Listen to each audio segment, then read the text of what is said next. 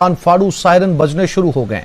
आशंका जताई जा रही है कि वहां कभी भी पड़ोसी देश लेबनान से हवाई हमले हो सकते हैं, इसलिए लोगों को अलर्ट करने के लिए इजराइल में जोर जोर से सायरन बज रहे हैं।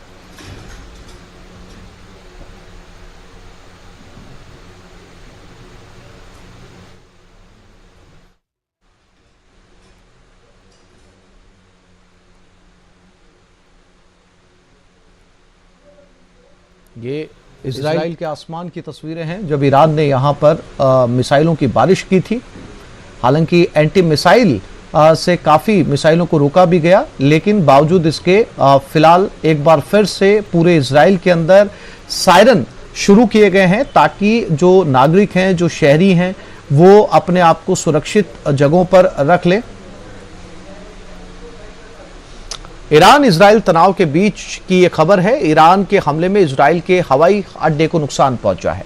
हमले में इजराइल के नेवातीम एयरबेस और हरमन क्षेत्र को नुकसान पहुंचा है, जिसका वीडियो इजराइल की सेना ने जारी किया है, जिसमें हवाई अड्डे को टारगेट करते हुए दिखाया गया है। इसके साथ ही एक दूसरे वीडियो में एयरबेस में काफी बड़ा गड्ढा नजर आया है।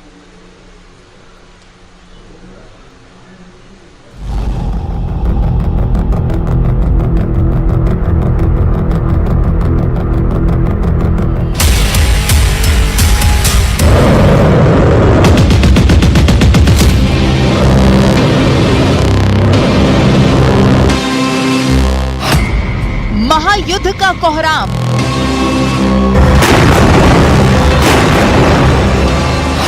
ईरान इजराइल में बढ़ी टेंशन, इजराइल लेगा बारूदी बदला, ईरान ने खेल दिया मुस्लिम कार्ड।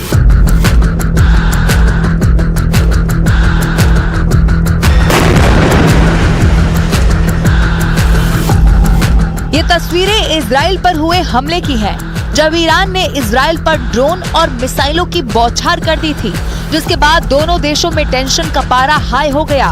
पूरी दुनिया में कोहराम मच गया। तीसरे विश्व युद्ध की सुगबुगाहट बहुत तेज हो गई।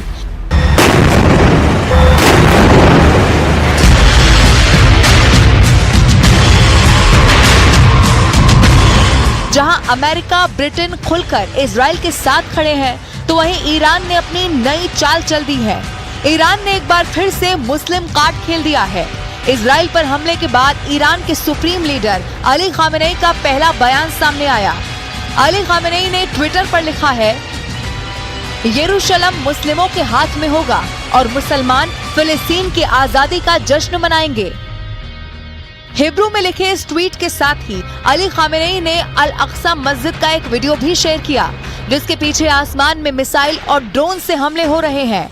अल खामेनेई के ट्वीट से साफ दिखाई दे रहा है कि वो मुस्लिम देशों को फिलिस्तीन की आजादी मुद्दे के जरिए अपने साथ जोड़ना चाहते हैं, क्योंकि ईरान को मालूम है कि इजराइल चुप बैठने वालों में से नहीं है, वो पलटकर जवाब जरूर देगा।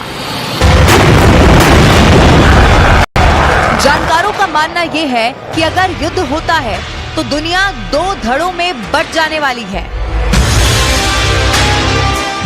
ईरान के साथ इराक, सीरिया, लेबनान, तुर्की, कतर, जॉर्डन जैसे अरब मुस्लिम देश ईरान के पक्ष में खड़े हुए नजर आएंगे। उधर अमेरिका इजराइल के साथ कंधे से कंधा मिलाकर खड़ा है। राष्ट्रपति जो बाइडेन ने G7 देशों की बैठक में इजराइल से युद्ध पर चर्चा की है।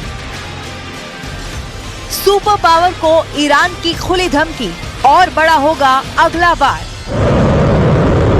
उधर ईरान ने अमेरिका को हमले की धमकी दी है और इजराइल से दूर हो जाने को कहा है। ईरान के सेना प्रमुख मेजर जनरल मोहम्मद बागेरी ने अमेरिका को चेतावनी दी है कि अगर उसने इजराइल की मदद की तो उसके ठिकानों को भी निशाना बनाया जाएगा। इसके साथ ही इजराइल को भी जवाबी कार्रवाई न करने की हिदायत दे डाली।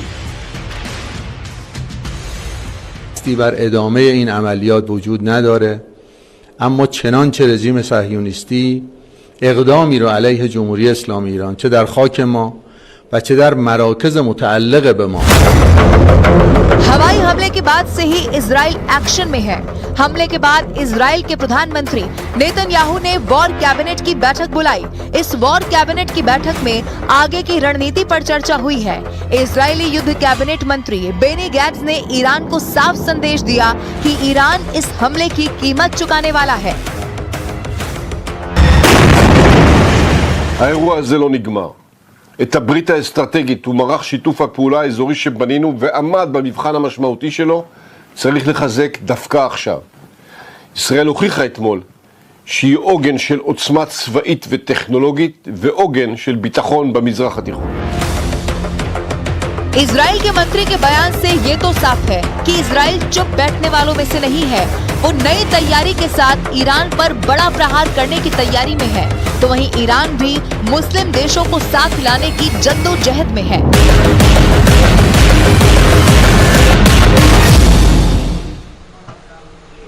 एक छोटे से ब्रेक के लिए रुक रहे हैं, जल्द लौटेंगे।